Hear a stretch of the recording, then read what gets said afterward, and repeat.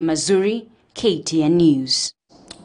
Right, debates later on in the year in July. Now, to matters environment now, and the eucalyptus is well known as an effective restoration tree species. This is due to its fast-growing ability and high adaptability to different environments. However, experts warn that the evergreen tree could also have a negative impact on the environment due to its ability to degrade water sources and, of course, the soil. As Gloria Milimo now reports, experts are calling for more awareness on this tree.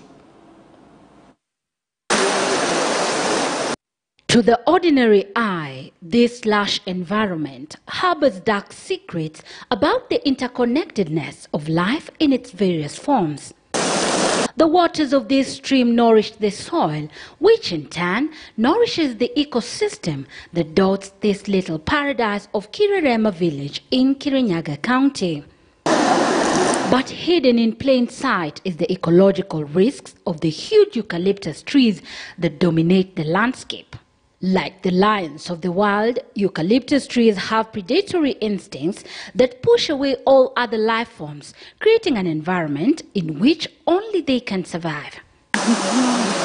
Aminas Mushera from the village is among the oldest farmers of the evergreen tree that is locally known as Menyuamai.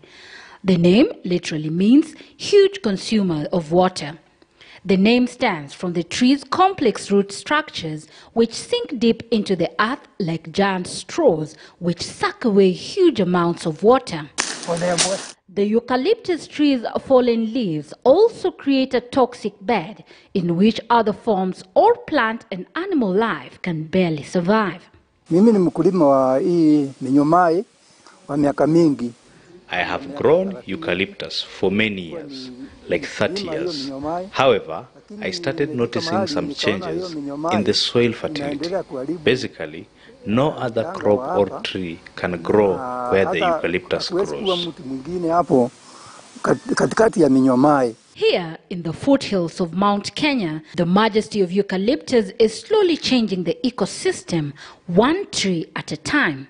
And the tragedy of it all lies in the locals' inability to understand the unfolding ecological disaster.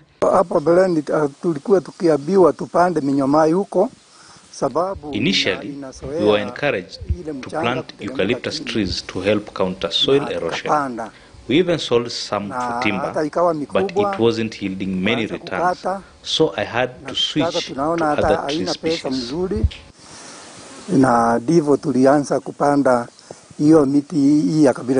For most farmers, the towering trees remain popular due to its fast growth and suitability for timber.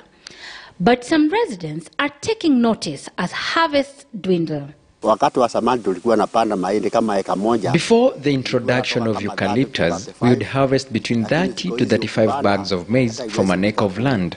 However, this quantity has gone down and one can barely even get 10 kilograms. We also used to plant oranges, but now the soil is so compromised that they can hardly grow. The eucalyptus tree is among the most widely grown in the world.